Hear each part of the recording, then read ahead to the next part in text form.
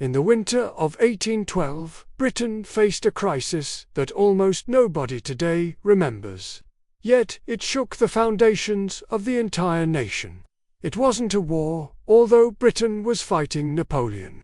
It wasn't a famine, although millions struggled to afford food. It was something quieter, more invisible, and far more destructive.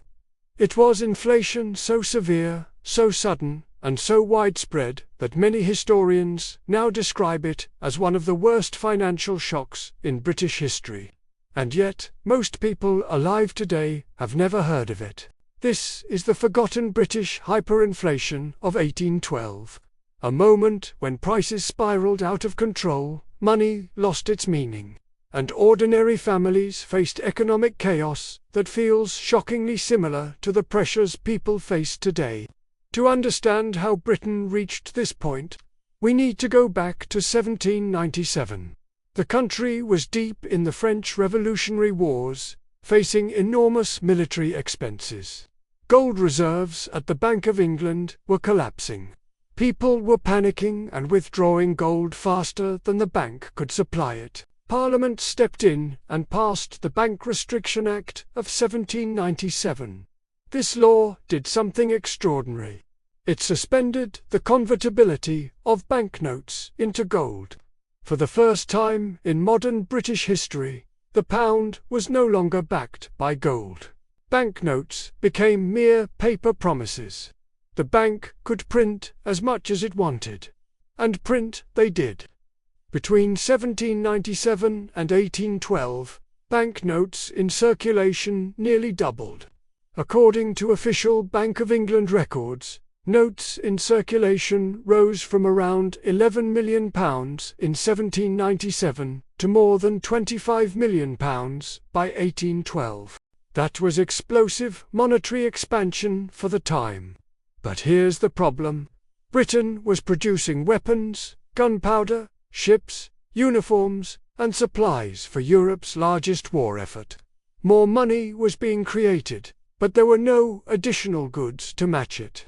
In economic terms, too much money was chasing too few goods. What followed was entirely predictable. The price of everything began to rise. Food prices surged first.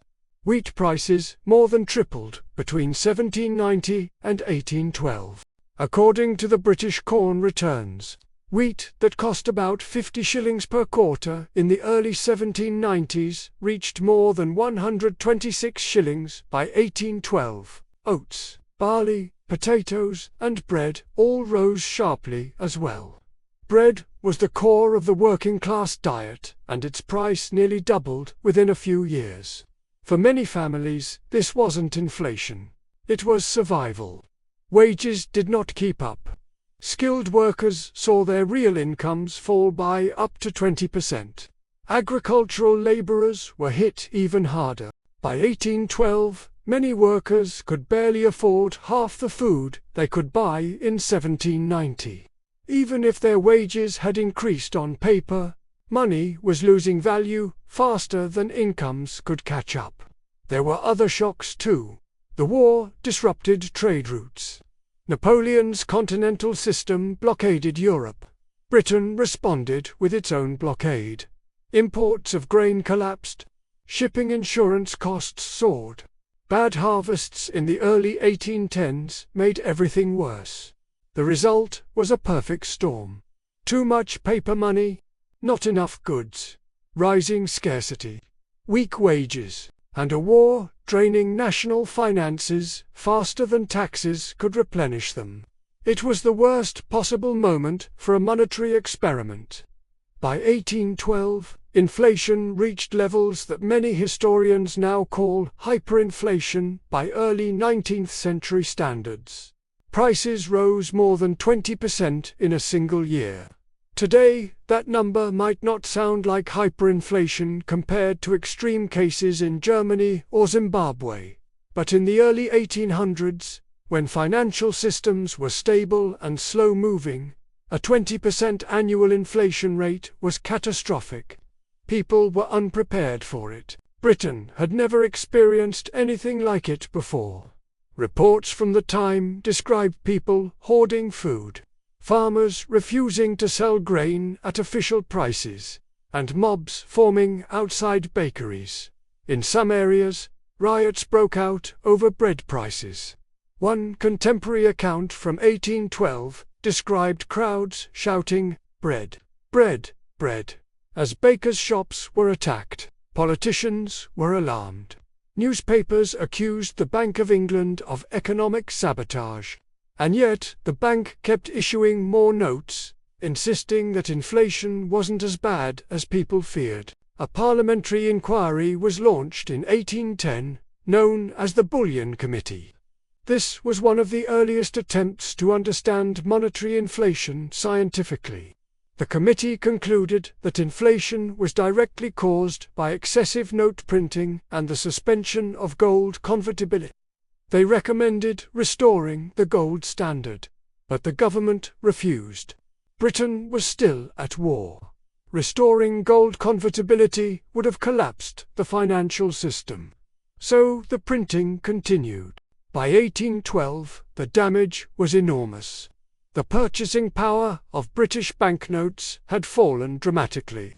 A pound in 1812 bought only around half of what it could buy in the 1790s. Food prices were at near record highs. Inflation was eating through savings. Landlords raised rents. Farmers raised food prices. Merchants blamed war shortages. Workers blamed greedy employers. Employers blamed the government. And the government blamed Napoleon. Ordinary British families had no protection, no welfare state, no minimum wage, no inflation indexing. If prices doubled, you simply suffered. And millions did. Historians now point out that the crisis of 1812 was in many ways worse than the cost of living crisis Britain faces today. Modern inflation reached around 11% in 2022. In 1812, many essential goods saw prices jump by 30 to 50% in a single year. Bread prices doubled. Meat prices rose by nearly 40%. Coal became unaffordable for many working families. And because the pound was no longer tied to gold, people had no confidence in paper money. They didn't trust its value. Some demanded payment in silver or gold coins. Others refused banknotes entirely. This breakdown of trust is what transforms high inflation into a true monetary crisis. There are personal stories from 1812 that reveal the human cost. Diaries talk about families selling furniture to buy food, mothers skipping meals so their children could eat, workers walking miles to find cheaper bread, charities distributing soup because the poor could not afford meat or wheat. In some towns, hunger reached levels that shocked the country, and all of this happened in the world's richest empire. So, how did Britain escape the crisis? The answer arrived in 1815, the defeat of Napoleon. With the war over, government spending collapsed, trade routes reopened, and grain imports resumed. At the same time, the Bank of England gradually slowed note issuance. Parliament finally restored the gold standard in 1821, after 24 years of suspension. Prices fell dramatically in the post-war years. Inflation disappeared. But so did many businesses, farms, and savings accounts that had been destroyed during the inflationary storm. The crisis of 1812 teaches us an important lesson. Inflation is not just an economic statistic, it's a social phenomenon. It affects trust, confidence, psychology, and stability. When money loses value, people become anxious, angry, and unpredictable. Traders hoard goods, workers demand higher wages. Governments lose legitimacy. Society becomes tense. In 1812, Britain experienced all of these symptoms. And although modern Britain has far better institutions, the fundamental dynamics of inflation remain the same. Too much money, too few goods. Broken supply chains, geopolitical conflict, rising prices, falling wages, and a population struggling to keep up.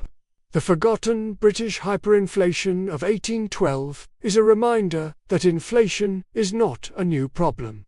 Britain has faced it before, and it was far worse than most people today realize. The hyperinflation of 1812 didn't destroy the country, but it nearly did.